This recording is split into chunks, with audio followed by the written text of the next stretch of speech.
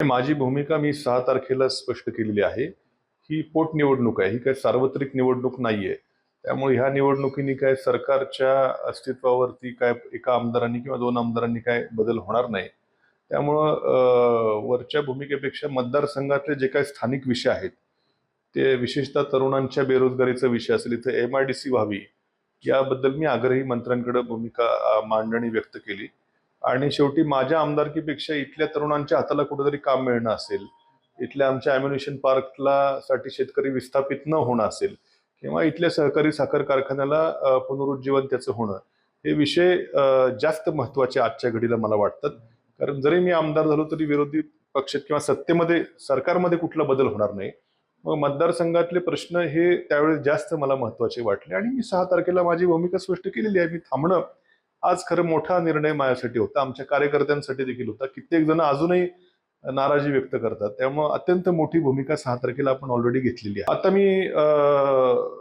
मी जरी थांबलेलो आहे तरी आमचे कार्यकर्ते अजून कुठल्याच प्रचारामध्ये गेलेले नाहीत, कुठल्याच पक्षाच्या प्रचारात गेलेले नाहीत.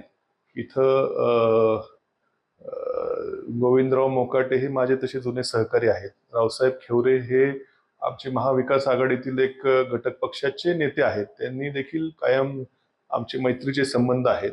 परंतु शेवटी एक भावनिक किनार असेल किंवा हे जे काय प्रश्न सोडवण्याचं आश्वासन असेल, हे सगळं बघता कोणती भूमिका थांबण्याची भूमिका तर आपण घेतली. पुढं काय करायचं ह्याच्यावरती कार्यकर्त्यांची काही वेगवेगळी मतं येतात. त्यामुळे चर्चा झाली 20 तारखेला आम्ही, पण कार्यकर्ते मात्र एका मतावर ठाम आहेत की तुम्ही जी भूमिका घ्याल ती आम्हाला मान्य असेल. त्यामुळे सर्वांची चर्चा करून 20 तारखेला आम्ही कार्यकर्त्यांचा मेळावा घेऊन भूमिका त्या ठिकाणी स्पष्ट करणार आहोत.